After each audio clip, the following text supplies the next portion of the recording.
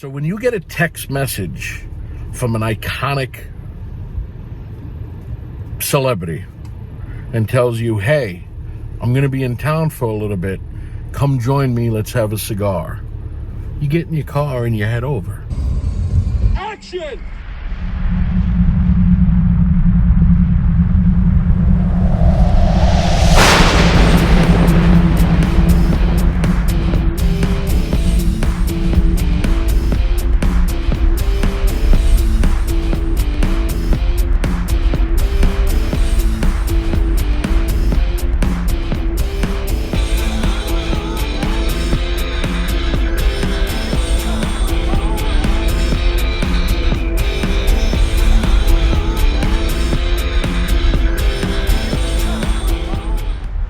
So I'm going to go see a personal hero of mine, someone I've known since I'm 8 years old.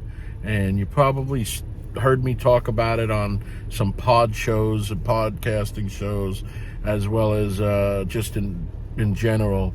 I'm going off to see my friend. I'm going to meet him at the Cigar Warehouse in Sherman Oaks. So let's go. I ended up meeting up with a good friend of mine and legend, someone I knew since I was a kid, and I'll tell you that story later on in the video.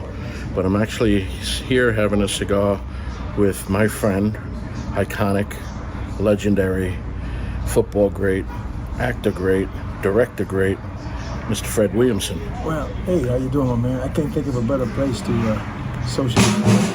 Sorry, my fault. And be noisy like you. Have a good time, just BSing, you know? That's a good thing. Right. So, when you were playing football back in the day, yeah. When did you always have that acting bug in you to step out of football and become that star? No, never. I always understood that football career was limited. I was an architect. I was an architect's engineer for Bechtel Steel. That's what I did during the off-season when I wasn't playing football.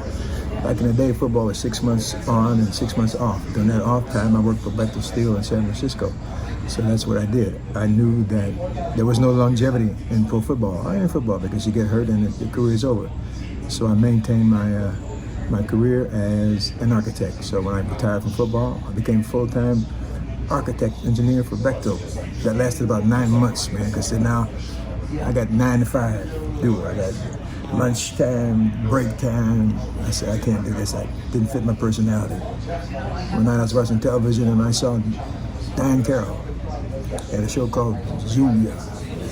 And I noticed that the guest star role was a new boyfriend. And I said, okay, all right, in my humble kind of way. I'm better looking than those guys trying to be her boyfriend. I'm going to Hollywood and become Diane Carroll's boyfriend. That's what I did. I drove from San Francisco to 20th Century Fox. And in 3 days, I was signed to a 3-year contract to be Diane Carroll's boyfriend. 3 days? 3 days. Well, that's pretty cool. That's impressive. Well, I watched the show and I seen who the producer was. So when I went to 20th Century Fox, I drove up to the gate and I said, I'm here to see Mr. Hal Cantor, who was the producer. And they said, do you have a drive on? Do you know you're here? I said, no. So you can't come on. I said, okay, that's fine. But in those days, they didn't have cell phones. I drove around the corner to a phone booth. I called back to the gate. I said, this is Mr. Hal Cantor's office. We're expecting Mr. Williamson. Will you let him on, please? Hung up the phone, went back to the gate. He said, oh yeah, we just got a call on you. He's in bungalow 24. So I went into bungalow 24, asked to speak to Mr. Hal Cantor. The secretary says, does he know you? I says, no, just tell him the hammer is in the house. So she Mr. Cantor does a hammer here. Hammer. Oh, the football player. I said, yeah, come on in. So I came in, talked to her. She said, why are you here? What do you want? I said, I saw your show. You know, and Diane Carroll's got a new boyfriend every week. You know what? She's a hoe. I said, what you do is a regular boyfriend. He said, well, you're right. We've been looking for a certain person. I said, you ever acted before? I said, what are you talking about, man? I did 3 years of Raising and Son, 3 years of Common Jones in Canada. I took him to Canada because I know he didn't know shit about Canada. Mm-hmm. And so he couldn't question me. He said, okay, I like your attitude. What we'll do, we'll write a show for you called Dancing in the Dark. Nice. Pro football player who retired from pro football, went to work for the same company that Diane Kell worked for. You meet, you fall in love, and you have a relationship. They signed me to do the movie. After I finished the movie, I was signed to a 3-year contract to be Diane Kell's boyfriend on the Judy Show. That was my first gig. Well, you mentioned your nickname, The Hammer. Yeah. How did we get that name? How did you get that name? The easiest way to cover a guy, I was a defensive back. The easiest way to cover a guy trying to catch a ball is to take his head off. Mm-hmm. And not literally take his head off, but wish that his head was off because there was so much pain that I was dropping this forearm shiver on him that they started calling me the Hammer. So when you caught a pass on the Hammer, you were going to pay for catching that pass. And if you want to save your hide, drop the ball, don't catch the pass, because if you catch it, there's going to be an explosion. And one of us is going to be in severe pain. That was my philosophy, and that's how I played the game. Now, what were the teams you were on? And we'll end it with football, what you won. I played 5 years for the Oakland Raiders. Played 5 years for the Kansas City Chiefs. Played in the first Super Bowl. I was all pro of these 10 years, 7 of the 10 years. And then I got bored. I got bored because I understood that there's no longevity in pro football. And I was substituting football for being an architect. And my soul was really wanting to be an architect. So I quit because I bored, and I went back to San Francisco and took over my job again as an architect for Bechtel Steel. But it only lasted 9 months because I got bored with that. All of a sudden I got a 9-to-5 job and sitting behind a desk for an hour for lunch. Couldn't make the transition. So I said, I'm out of here, man. So I started making my own movies. And to be a movie star, I'll make my own movie. What was your first movie you made? First movie I made was, I don't know, I made 35 movies, man. First film I made for somebody else was Tell Me Love Me Junior Moon with Liza Minnelli. Otto Preminger was the director. And after that, I decided the best way to have a long career is not have somebody like me and count on me to give me a job. Create my own job, raise my own money, do my own film. And that's what I started doing. I went to Europe. I started raising money and financing my films in Europe, doing my own thing in Europe. And it worked out well, and that's kind of where I am now. My popularity in Europe is 10 times more than my popularity in America. In America, I'm a black actor. In Europe, I'm an actor. Oh, you're a legendary actor. I'm a legendary black actor. See, that's different. In America, that's how it is. In Europe, it's not that. It's actor. You know? And you do a lot in Italy, right? A lot in Italy, a lot in Spain, a lot in Germany. I'm big in Germany, I'm big in Spain. So I have more fun because they respect me more. I go where I'm respected. It's not always about money, it's where you get respect. And the respect and the lifestyle over there is not as pretentious as it is in Hollywood. So Fred and I did, we've known each other officially, probably a good 10 years by now, officially, but unofficially, how I met Fred. I was, my father used to take me to the Central Park Zoo when I was a kid. And this is all obviously before social media, before all this stuff. And he pointed Fred out and he said, see that guy over there? That's a movie star. And I let go of my father's hand because I wanted to be an actor at the time. I had to be about 7, 8 years old. And I beelined all the way over to Fred. Fred's walking around. And I tugged on his elbow. And he turned around and he goes, little man, where'd you come from? And I said, how you doing, Mr. Williamson? I want to be a movie star just like you. And my father came walking over and they started talking. As a kid, you already did what you had to do. I spoke to the legend and I went to go look at the seals. So my father and him spoke for a few minutes. Then years later, many years later, we bump into each other again at a convention in Pennsylvania. And I was afraid. He was sitting in the green room by himself, and I was afraid to go in there because that's my childhood. I didn't want to go in there and talk to him now as an adult, doing the same thing, we're in the same business. So fast forward, my father, whose name was Charles, passed away, and I wanted to do a movie that put his memory in place. So I wrote a film and directed a film called Checkpoint. and I created a character named Chester, and Chester's another name for Charles. And the only person I ever wanted to play that role was this guy. And I was fortunate to have him read the script, and I was approved by his 3 rules that he has. Anybody that knows him knows his 3 famous film rules. Do you want to say that on film? Yeah, my 3 rules are: 1, you can't kill me in a movie; 2, I have to win all my fights in the movie; and 3, I get the girl at the end of the movie. Now, the clever thing about those 3 rules is that I know you have to give something up to get something. And I knew they weren't going to give me the girl, which is all right. I didn't want the girl any goddamn way. I just refused to die, refused to get beat up. So we came to this agreement. So I settled for my 2 rules. Which was great. But Fred's been in, countless films. He's directed, he wrote, he stars in. There's a film that kind of was one of my favorites too growing up. It was a movie called Vigilante, which, which brings us to now. Technically we're in pre-production, but we didn't officially start. Fred is going to be in my next film called The Avenging Angel. I like the character. I don't die.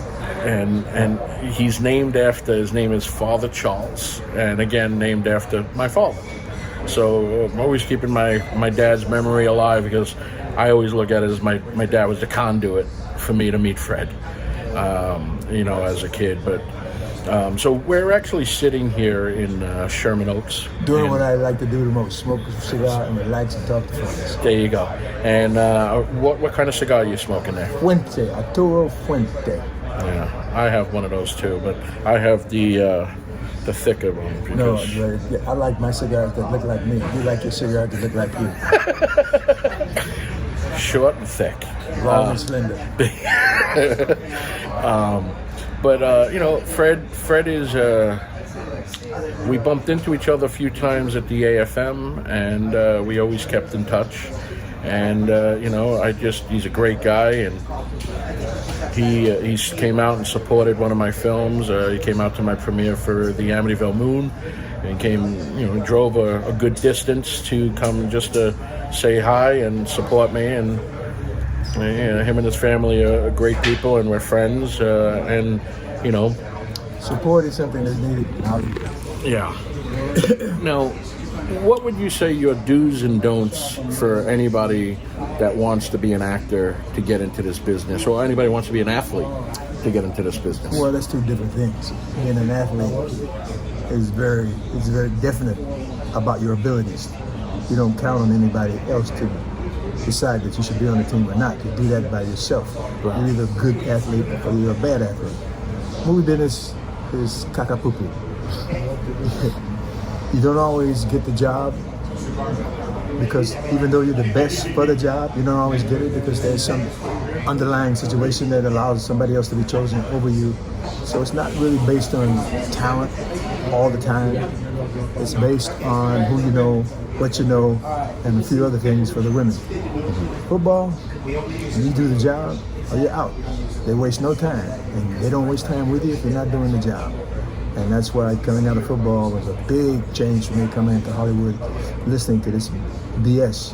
And I broke that BS chain immediately. First interview I went on before I even went to the Julia show, I went to an interview, and there's like 20 guys sitting in a room reading for the same part. And some guys were short, tall, dark, fat, out of shape, reading for the same part. So I'm sitting there wondering how I fit into this. I'm sleek, I'm tender, I'm slender, I'm good looking. How the hell do I fit into this? So they was calling into the room one by one. So they go into the room to read. After the 3rd guy go in, I went in right behind him. And they said, it's like 25 guys sitting in a chair watching somebody read for a part. Affiliates from ABC, CBS, and all these other companies. And they said, Mr. Williamson, we're not ready for you. It's fine, I'm not ready for you either. You take this script and these pages and shove them up your butt because you don't respect me, I don't respect you, so the hell with all of you. I went home, my phone is ringing. Mr. Williamson, we don't know what we did to piss you off, what we did to insult you. We're very sorry. Would you come back? I said, no, I'm not coming back. I don't respect you, and I'm not coming back. And that's how I started my career. Well, you pretty much followed the beat again, your own drum. I mean, you laid your rules and you followed your own path, which you even done that with films. You went out and got financial and made your own movies. Secret to success is understanding the business of the business. Don't expect somebody to discover you. That's not how it's done. You have to understand how to make it work on a business level. If you can show them how they can make money with you, then you got no problem. Right. And you've been in a couple of iconic films that, ultimately became a television series, or as well as a television series ultimately became a movie, such as the case you were in the original film MASH. Right. Then you were also in the Starsky&Hutch film. Right. And, most horror fans know you also as from Dusk Till Dawn. Frost and Dusk Till Dawn. Yeah. Where me and you kind of had a debate. I said, you died in that movie, and you said... I did not die as the Hammer. I died as this ugly-ass thing that got bit and turned into something that was a creature.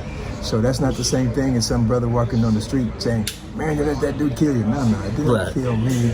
He killed that thing. I had given up my life and became this ugly-ass thing.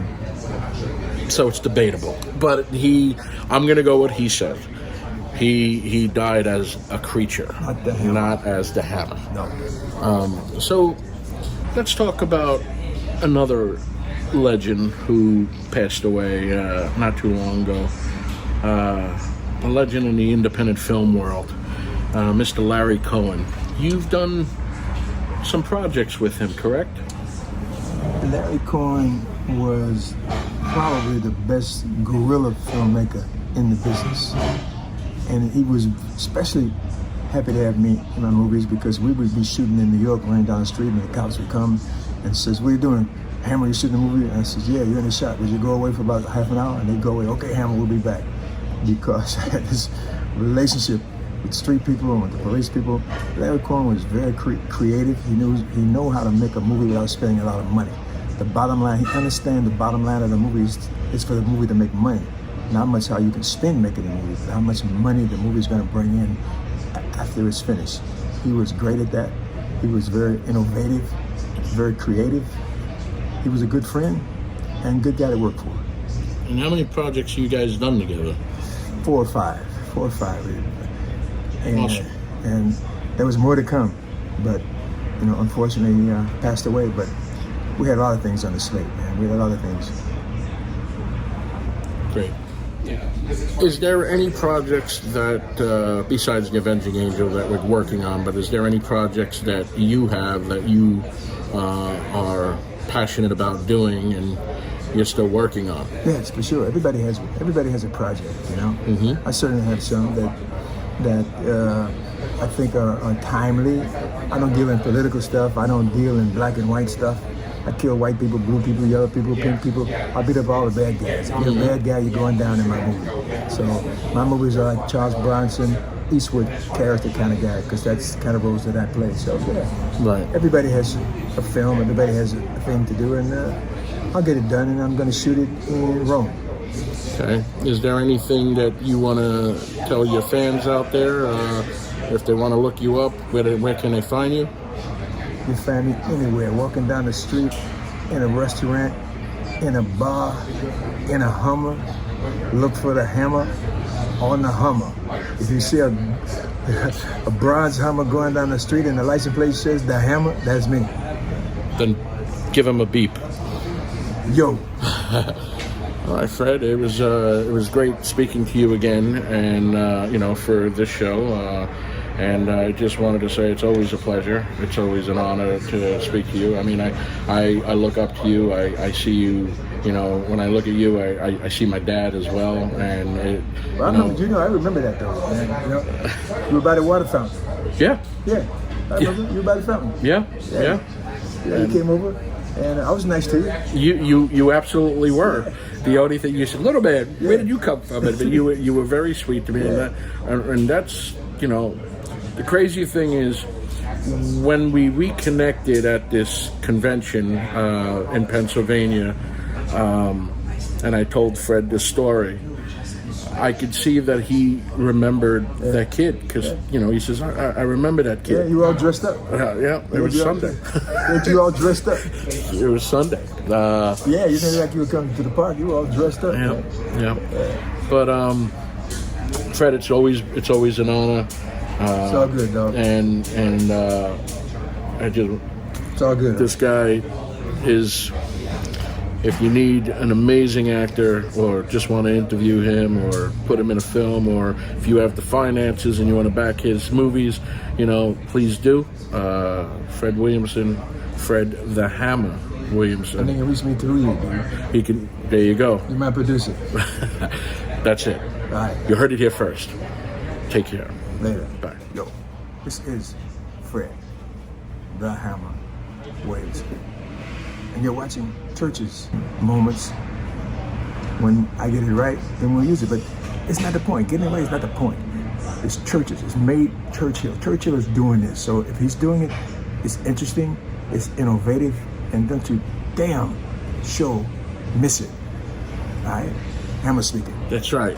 He leaves out Hollywood because he doesn't need the Hollywood, because we do things as independent filmmakers outside Hollywood. So he says it's Church's moments. It's Church's moments. No doubt, without question. Hello.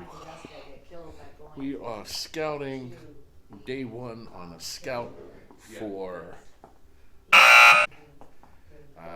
We're in a location, the Elks Lodge, that we shot many projects here before, and we're just checking out how it can work for us for Waxman. So I am on location here with our cinematographer, Mike Gaglio. Mike Gaglio in the back right there, who appeared in many films of mine. And then the thrift on store, location then here they with enter Mitch the Pox, thrift store, and that could be on Van our Nuys cinematographer. But it makes And it who's makes done a it bunch of feel a films with little me. bit, because you're top And down. Alex You don't really see the Zandra signage, Zurich but Hunt, it makes it feel who more like is they're one of our walking to a real producers. place instead of like that whole like cheesy like I walk out this door and then I walk Let's into check a thrift everything store. out. You know, and you know, just like their faces, you know, and like keep it that. like this. I like that.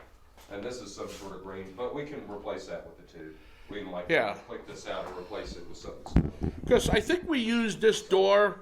We used this door for a quick shot of Amityville Harvest when Dita, the character Dita, comes walking in with her guy. They sneak in through here, so Yes. it could be doable. And we never really saw that because that was supposed to. We had the caskets over there. And so then what happens in this room? Does someone get killed in here? Later on, yes. Then we should And contact him he would because probably let you do the. But then if we did that, then the only problem is we wouldn't be able to use the kitchen here. no, you could because No, You're doing- you just get the section where she runs in, and then we figure it out in his spot. you're doing the same thing as you did in your other films. They walk out one door, they walk into another. Well, that's true. Not that I'm the master, that But we see, walk this out is- one I door just and come never back saw in the this other. at the dance studio 'cause this it's is- too dark and too We're looking at this place to be the dance studio for a quick scene with DJ as she's dancing. Frederick actually Right knows his before, style, too, because he hangs out. So I didn't want to even tempt you. So she would end up coming in. that door. It would have no, because that door would fill up a lot of lights. Oh, Well, I mean, you don't even have to see it open. You can see her come in from that way, right? I mean, yeah. I'm just trying to get a. So now, I mean, what I mean, we shot this way for. in my brain, this is what I'm thinking, right? So like, this was the cool shot that made the trailer in the Amityville movie, and it just always looks cool. Is cameras going along this way, like dollying or gimbal? Yeah, that's what I see as well. And they're like doing this, you know, and you can shoot up through all of And this. you can all of even this stuff. do that whole Jurassic Park thing Yeah. where she's on this frame, hiding, you know, and then looking out and seeing if anybody's coming, Yeah. type thing. But she's on this. Yeah. you know, and then she doesn't hear anybody, and then she gets up and walks back out, Yeah. and ends up back in the same spot. And maybe she hears a door. We can hear a door close, so she. Opposite side? No, like she hears a door close in sound design, Okay. and then we figure, okay, she thinks that the person left. She goes back upstairs, and then boom. Should we repurpose Right. this other than because you had that same shot in Artist? So you want that door to open then? No, this door.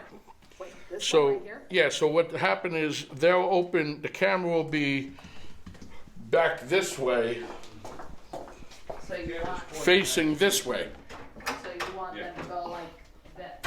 You want them to, Yeah. Yes. And then like I would be, you know, get a Okay. couple Yes. people to pass and they're Right, all and then lights and the out. lights, and then they'll walk past this they'll walk right here They're going there? into this room, which brings us into the other room. Okay, so Mitch will be there and they come through here. and- Right, nice long And shot. they literally just do one of these. I'm talking to you, blah blah blah blah blah, and I just go. Okay. Right. So then they Yeah. don't, okay. And I kind of like this the way it looks on film too. It's got a Yeah. It Oh, yeah, that it- actually does look it good. gives a good depth of field back there too. yeah, it elongates the space, so it feels like you're in like a bigger spot because you're seeing Oh, all the way back. come right here. Move right here. Yeah, to this- Mitch, take a check Gotta this make out. sure we don't see ourselves in the Yeah, mirror. that's why I said move to that It's- corner. Look, move to that corner real quick. Well, we can always stage Move it people. over, move it over, and push it that way so you can't see through the mirror. You see what I'm saying? Yeah, And then that way. but then you kind of won't see them when they walk Oh, past that's the right, because the camera. doors will go back. Right. Oh, well, this hold on. This We can shuts- always, yeah, you could shut that other this door shuts back there. like this because we opened this up. Oh, that's right. you Yeah. did. Yeah. So All right, then there you go. It looks great. That does look good. yeah. And then they walk in, lights will flood the room, Blah, blah, blah. and then they come walking in that room, Doors boom, close. and then we pop it into the That. other section back there. Oh, when they walk through This that this side. room doesn't exist basically. Right. They walk This- straight into the other room. Yeah, exactly. Yeah. And then we can either pick up. No, we said down here because I was thinking about upstairs. How dare it Hang on, hang on, guys. 1 second. I'm shooting something. Just because it was filmed for the TV. Yeah. okay. As a And then we can go this way. don't ever Actually, that's a great angle too, Mitch. Yeah. Because we never really see the stage. I like the little bit of the red in the background. I've made more We can literally show off that too because it's supposed to be a bar in Louisiana, and this kind of looks cool, you know, where we can still see the background a little bit. represented. Oh, it's called the Day of the Living Dead. Oh, the diversity. Yeah. Here, look, come here. It shows a different side, which I really like. You're talking about our films. It's like, Yeah. yeah, they changed the title for the 5th time. Here, look. Even like this, look. If we get a little bit, even the hint of red in the back, it doesn't matter because it's supposed to be Louisiana.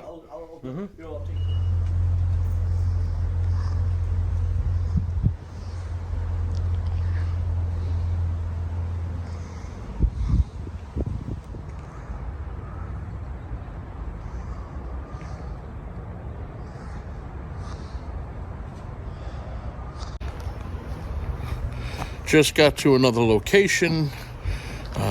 This house right here, I shot, and I think it's gonna work well for. Let's go check it out. Cut! Good job, everybody!